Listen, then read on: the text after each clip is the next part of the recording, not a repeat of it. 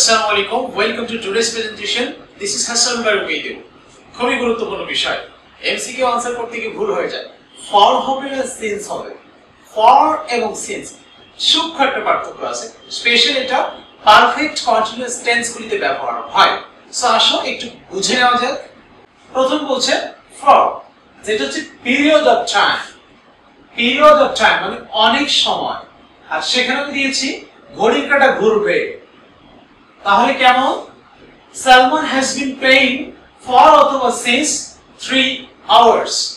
Salman football খেলছে কত সময় ধরে? 3 ঘন্টা ধরে। 3 ঘন্টা কি ঘড়ির কাঁটা ঘুরে? অবশ্যই। তাহলে কি হবে? ফর ব্যবহার হবে। পরবর্তীতে গিয়ে বলছে সিন্স, যেটা হচ্ছে পয়েন্ট অফ টাইম। ঘড়ির কাঁটা ঘুরবে না, স্টপ। সো কেমন? উদাহরণ থেকে বলবো, Salman has been playing for অথবা সিন্স মর্নিং। মর্নিং হচ্ছে সকাল। তো সকাল কি ঘড়ির কাঁটা ঘুরবে? ঘড়ি এখানে নাই। সো বোঝা যাচ্ছে এটা সিন্স হবে। আরো একবার বোঝাই দেই, ফর হচ্ছে পিরিয়ড অফ টাইম, যেখানে ঘড়ির কাঁটা ঘুরবে। সিন্স হচ্ছে পয়েন্ট অফ টাইম, যেখানে স্টপ থাকবে, ঘড়ির কাঁটা ঘুরবে না, সকাল থেকে। Thank you so much.